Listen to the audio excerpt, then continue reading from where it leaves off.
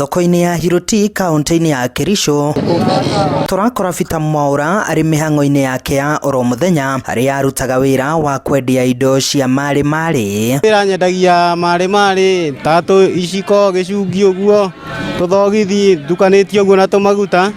na wira ndambiriirie 2020 guku ndokaga 11 nigetha thina cho ikorwo kinyite wira-ini haria urenderea ugagibanga wira waku guo nginya kindu ta thaa igiri uguo gakihingura wakiumagara wakanyua gacai uguo gacoka wira-ini. Ni wira Mwaura ambiriirie miaka 6 mehtuku thutha wake gukorwo arutite mawira mangi ma cibarua. Itanambia wira uyu ndathia cibarua uguo kwandikwo geicembe ugathie wacukumana na mundu ukona ringi ni murathumbũrana nia gutinda ringi ugikumwo ngiona na rikigerie kaundu nyone kana ni guthie na mbere. Augite ona thengia wa biashara gukorwo erituhite athiururukaga mathoko-ini matiganite na nduku ikiira agakorwo agomanetie cia mabataro make. Kwi muthenya wa Jumatatu thiungukaga ngathie mwena wa uri Nguruoni okori muthenya wa Jumaine ngathie mwena wa Kericho agua Jumatano gakihuruka urituhite wonjoria guo thaa ici ni muritu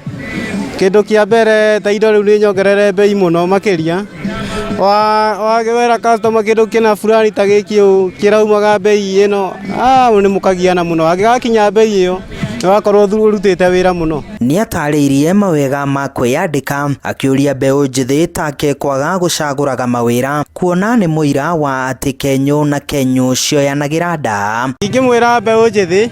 mundu ndakauge ni guikara hau eterere kwandikwo kana riria akona wira wa ofici gutire wira muru wira ni wira ukaumagara wendia kina Kenyu na Kenyu icio cihuranagira igatuika ciringi nene wendia giki ukona 10 giki 10 kumburi uguo ringi gwaku mutu ukainukia ndugaikare hau umagare na Ngai nake